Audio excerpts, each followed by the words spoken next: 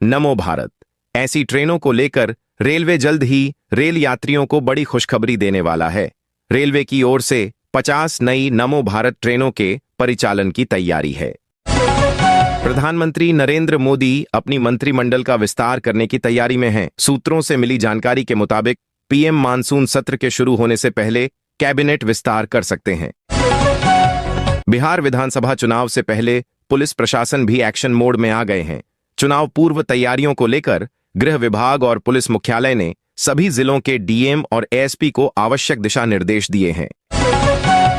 बिहार लोक सेवा आयोग पटना ने लोअर डिवीजन क्लर्क के पदों पर भर्ती के लिए आधिकारिक अधिसूचना जारी कर दी है। इस भर्ती प्रक्रिया के तहत योग्य और इच्छुक अभ्यर्थी 8 जुलाई 2025 से 29 जुलाई 2025 तक ऑनलाइन आवेदन कर सकते हैं।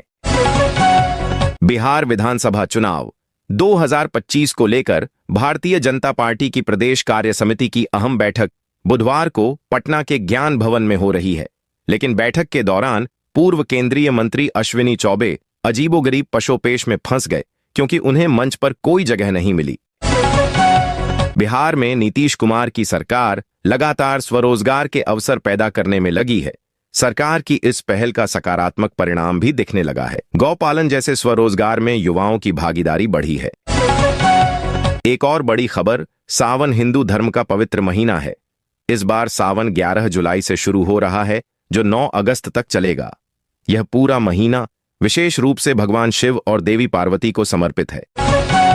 बड़ी खबर सामने आ रही है कि नवादा में एएसपी अभिनव धीमान के आदेश पर साइबर डीएसपी प्रिया ज्योति के द्वारा साइबर पुलिस की एसआईटी ने फाइनेंस कंपनी के नाम पर ऑनलाइन लोन की ठगी करने वाले 2 आरोपियों को गिरफ्तार किए हैं। बड़ी खुशखबरी केंद्रीय कर्मचारियों और पेंशनरों के लिए अच्छी खबर है। रक्षाबंधन के बाद एक बार फिर सौगात मिल सकती है। खबर है कि रक्षाबंधन के बाद केंद्र की मोदी सरकार केंद्रीय कर्मचारियों और पेंशनरों का 3% महंगाई भत्ता बढ़ा सकती है। बड़ी खबर, वक्फ कानून को लेकर बिहार की राजनीति इन दिनों गरमाई हुई है। आरजेडी नेता और पूर्व उप मुख्यमंत्री तेजस्वी यादव ने इस मुद्दे पर केंद्र सरकार और बीजेपी पर निशाना साधते हुए स्पष्ट कहे हैं कि वे धर्म नहीं, कर्म की राजनीति में विश्वास रखते हैं। बिहार की राजनीति में बयानबाजी और आरोप प्रत्यारोप का दौर तेज हो गया है। भाजपा सांसद संजय जायसवाल द्वारा जन सुराज अभियान को लेकर दिए गए विवादित बयान पर अब प्रशांत किशोर ने खुलकर पलटवार किए हैं। बड़ी खबर, बिहार लोक सेवा आयोग ने विशेष विद्यालय शिक्षक के 7,279 पदों के लिए भर्ती का नोटिफिकेशन जारी किया है, जिसके लिए आवेदन प्रक्रिया 2 जुलाई 2025 से शुरू हो गई है। एक और बड़ी खबर सामने आ रही है कि बीजेपी की प्रदेश कार्य समिति की बैठक में रक्षा मंत्री राजनाथ सिंह ने कल पार्टी कार्यकर्ताओं को संबोधित करते हुए कहा कि बिहार में मुख्यमंत्री तो बदलते रहे, लेकिन बिहार की हालत नहीं बदली। बिहार के पटना की गलियों से लेकर पूर्णिया की पंचायतों तक, सासाराम से लेकर सीवान तक और दरभंगा की कचहरी से लेकर गया के गलियारों तक बस एक ही सवाल गूंज रहा है, इस बार मुख्यमंत्री कौन बनेगा? आप लोग कमेंट में जरूर बताइए, आप किसे मुख्यमंत्री बनाना चाहते हैं। बिहार में चुनावी साल है। बिहार में क्राइम का ग्राफ भी लगातार बढ़ रहा है, जिसको लेकर विपक्षी दल लगातार नीतीश सरकार को घेरते हुए नजर आ रहे हैं। इसी बीच जन सुराज पार्टी के सूत्रधार प्रशांत किशोर नीतीश कुमार पर बड़ा हमला बोले हैं। बिहार में विधानसभा चुनाव को लेकर सियासी पारा हाई है। आरोप प्रत्यारोप का दौर जारी है। इसी बीच आरजेडी नेता तेजस्वी यादव का बड़ा बयान आया है। उन्होंने कहा कि पार्टी के राष्ट्रीय अध्यक्ष ने चुनाव आयोग को पत्र लिखा, लेकिन कोई जवाब नहीं आया। बिहार में बारिश का दौर जारी है। बिहार में मानसून फिर एक बार सक्रिय हो चुका है। पटना समेत अन्य जिलों में बीते 2 दिनों से रुक रुक कर बारिश हो रही है। तापमान लगभग हर एक जिले का गिरा है। बिहार विधानसभा चुनाव से पहले राष्ट्रीय जनता दल के राष्ट्रीय अध्यक्ष लालू यादव द्वारा कथित तौर पर बाबा साहेब भीमराव आंबेडकर के अपमान किए जाने पर सियासत गरमाई हुई है। भारतीय जनता पार्टी अब इसे लेकर मुखर हो गई है। एक और बड़ी खबर सामने आ रही है कि तेज प्रताप यादव इन दिनों पार्टी और परिवार से दूरी बनाए हुए हैं, लेकिन पूरी तरह से नाता नहीं टूटा है। एबीपी न्यूज को दिए गए एक इंटरव्यू में तेज प्रताप ने खुलासा किए हैं कि भले ही वह अलग रह रहे हैं, लेकिन परिवार से उनकी बातचीत जारी है। बिहार के ग्राम पंचायतों में पंचायत भवनों का निर्माण खुद सरपंचों की निगरानी में होगा। पंचायती राज विभाग ने इस फैसले पर मुहर लगा दी है। इन पंचायत भवनों को 9 महीने के अंदर तैयार करने का लक्ष्य रखा गया है। बिहार के नेता प्रतिपक्ष तेजस्वी यादव पूरी तरह से चुनावी मोड में आ गए हैं। आज उन्होंने पटना में आयोजित एक कार्यक्रम में दिव्यांग लोगों को लेकर 15 बड़ी घोषणाएं कर दी। इस दौरान तेजस्वी ने कहा कि अगर बिहार में उनकी सरकार बनती है तो दिव्यांगों के लिए अलग आयोग का गठन किया जाएगा।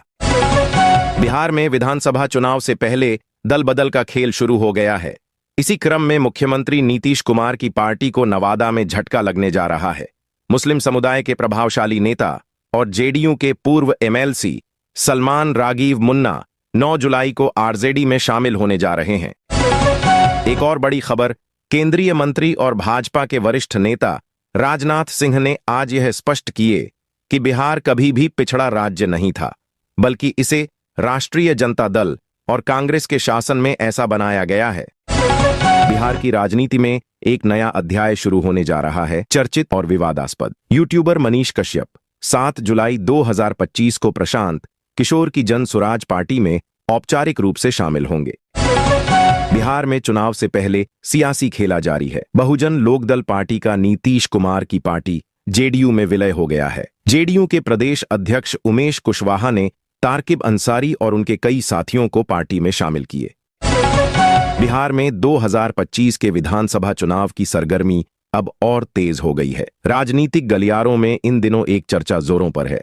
क्या लोक जनशक्ति पार्टी के अध्यक्ष और केंद्रीय मंत्री चिराग पासवान इस बार खुद विधानसभा चुनावी मैदान में उतरेंगे? बिहार में चुनाव से पहले वोटर लिस्ट को लेकर जमकर सियासत हो रही है। वोटर लिस्ट रिव्यू के फैसले पर पहले विपक्षी दलों ने चुनाव आयोग के इस फैसले का विरोध किए।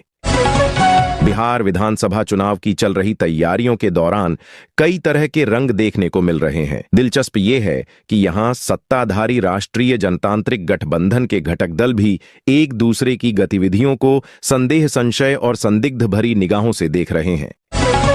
बिहार में चुनावी मौसम धीरे धीरे गरमाने लगा है और सभी दल अपने अपने मोर्चे पर सक्रिय हो गए हैं। इसी कड़ी में भारतीय जनता पार्टी 2 जुलाई को पटना में एक बड़ी रणनीतिक बैठक हुई, जिसमें केंद्रीय रक्षा मंत्री राजनाथ सिंह खुद मौजूद रहे। प्रधानमंत्री भारतीय जन औषधि परियोजना के तहत अब आने वाले समय में बिहार के ग्रामीण क्षेत्रों में भी सस्ती और गुणवत्तापूर्ण जेनेरिक दवाएं उपलब्ध होंगी। मुजफ्फरपुर जिला सहकारिता विभाग ने प्राथमिक कृषि साख समितियों को जन औषधि केंद्रों के रूप में विकसित करने की पहल शुरू कर दी है। एक और बड़ी खबर, जन्म एवं मृत्यु प्रमाण पत्र की प्रक्रिया को और सरल व सुलभ बनाने की दिशा में नीतीश सरकार ने महत्वपूर्ण कदम उठाए हैं। अब यह प्रमाण पत्र पंचायत स्तर पर ही बनाए जाएंगे। एक और बड़ी खुशखबरी, अत्याधुनिक, आरामदायक और तेज गति से चलने वाली नमो भारत ऐसी ट्रेनों को लेकर रेलवे जल्द ही रेल यात्रियों को बड़ी खुशखबरी देने वाला है। रेलवे की ओर से 50 नई नमो भारत ट्रेनों के परिचालन की तैयारी है। प्रधानमंत्री नरेंद्र मोदी अपनी मंत्रिमंडल का विस्तार करने की तैयारी में हैं। सूत्रों से मिली जानकारी के मुताबिक पीएम मानसून सत्र के शुरू होने से पहले कैबिनेट विस्तार कर सकते हैं। बिहार विधानसभा चुनाव से पहले पुलिस प्रशासन भी एक्शन मोड में आ गए हैं। चुनाव पूर्व तैयारियों को लेकर गृह विभाग और पुलिस मुख्यालय ने सभी जिलों के डीएम और एएसपी को आवश्यक दिशा निर्देश दिए हैं। बिहार लोक सेवा आयोग पटना ने लोअर डिवीजन क्लर्क के पदों पर भर्ती के लिए आधिकारिक अधिसूचना जारी कर दी है। इस भर्ती प्रक्रिया के तहत योग्य और इच्छुक अभ्यर्थी 8 जुलाई 2025 से 29 जुलाई 2025 तक ऑनलाइन आवेदन कर सकते हैं। बिहार विधानसभा चुनाव 2025 को लेकर भारतीय जनता पार्टी की प्रदेश कार्य समिति की अहम बैठक बुधवार को पटना के ज्ञान भवन में हो रही है। लेकिन बैठक के दौरान पूर्व केंद्रीय मंत्री अश्विनी चौबे अजीबोगरीब पशोपेश में फंस गए, क्योंकि उन्हें मंच पर कोई जगह नहीं मिली। बिहार में नीतीश कुमार की सरकार लगातार स्वरोजगार के अवसर पैदा करने में लगी है। सरकार की इस पहल का सकारात्मक परिणाम भी दिखने लगा है। गौपालन जैसे स्वरोजगार में युवाओं की भागीदारी बढ़ी है। एक और बड़ी खबर, सावन हिंदू धर्म का पवित्र महीना है। इस बार सावन 11 जुलाई से शुरू हो रहा है, जो 9 अगस्त तक चलेगा। यह पूरा महीना विशेष रूप से भगवान शिव और देवी पार्वती को समर्पित है। बड़ी खबर सामने आ रही है कि नवादा में एएसपी अभिनव धीमान के आदेश पर साइबर डीएसपी प्रिया ज्योति के द्वारा साइबर पुलिस की एसआईटी ने फाइनेंस कंपनी के नाम पर ऑनलाइन लोन की ठगी करने वाले 2 आरोपियों को गिरफ्तार किए हैं। बड़ी खुशखबरी केंद्रीय कर्मचारियों और पेंशनरों के लिए अच्छी खबर है। रक्षाबंधन के बाद एक बार फिर सौगात मिल सकती है। खबर है कि रक्षाबंधन के बाद केंद्र की मोदी सरकार केंद्रीय कर्मचारियों और पेंशनरों का 3% महंगाई भत्ता बढ़ा सकती है। बड़ी खबर वक्फ कानून को लेकर बिहार की राजनीति इन दिनों गरमाई हुई है। आरजेडी नेता और पूर्व उप मुख्यमंत्री तेजस्वी यादव ने इस मुद्दे पर केंद्र सरकार और बीजेपी पर निशाना साधते हुए स्पष्ट कहे हैं कि वे धर्म नहीं कर्म की राजनीति में विश्वास रखते हैं। बिहार की राजनीति में बयानबाजी और